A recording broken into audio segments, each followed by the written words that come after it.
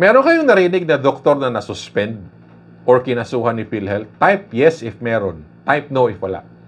Okay?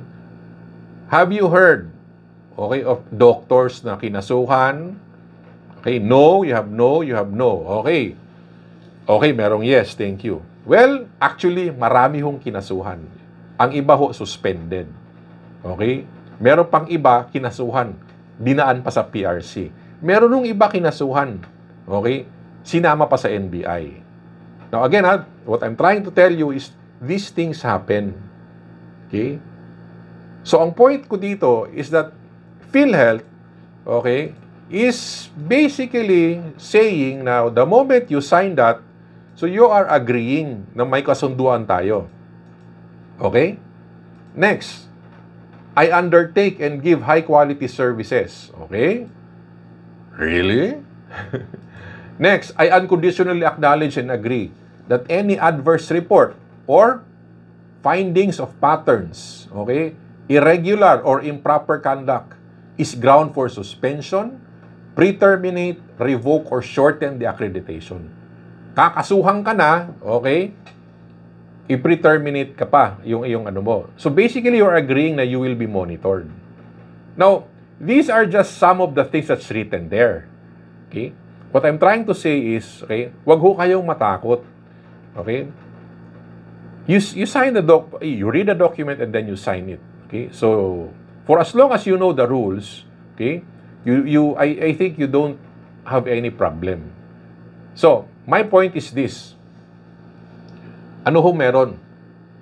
Yung pipirmahan ninyong document is basically the foundation of your relationship with PhilHealth. So that is the thing that binds you with them. Okay? What's very important here is that you need to read and understand the performance commitment. Because that is the basis of their performance review. Okay? And that is the basis of yung legal action nila. So, marami hong doktor na nakasuhan na ni PhilHealth. Okay? So again, you don't need to worry sa mga cases for as long as familiar kayo sa mga rules, okay? Hindi ho yan problema. Now, one thing that you need to know, yung performance commitment at yung pipirmahan ninyong papel, okay? It's very clear ho that PhilHealth, okay, is playing the role of the power of the purse.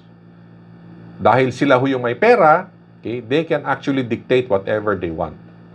So, very clear ho yan. Okay? Pag hindi nyo sinunod yung rules ni PhilHealth and they see a violation, okay, they will do a certain process and once they decide they will kick you out, they will kick you out. Okay? Kasi nga ho, it's not a right. Yung accreditation ni PhilHealth is not a right. It's a privilege. Okay? So if you disagree with PhilHealth rules, if you don't want to follow, take it or leave it, ang ugali nila. Kung ayaw mo yung rules namin, edi huwag ka magpa-credit. Ganun ho kasimple yun. Okay? So, question, naintindihan ba ho ninyo? Okay? Accreditation is a lot of things, but I think for now, yan ang importante na dapat maintindihan ninyo. PhilHealth, okay, is inviting doctors and hospitals to be accredited. Pag nagpa-accredit ka, you need to follow the rules. If hindi mo i-follow yung rules, kakasuhan ka namin. Okay? And then we will pre-terminate your accreditation. Pag sinunod mo, walang problema.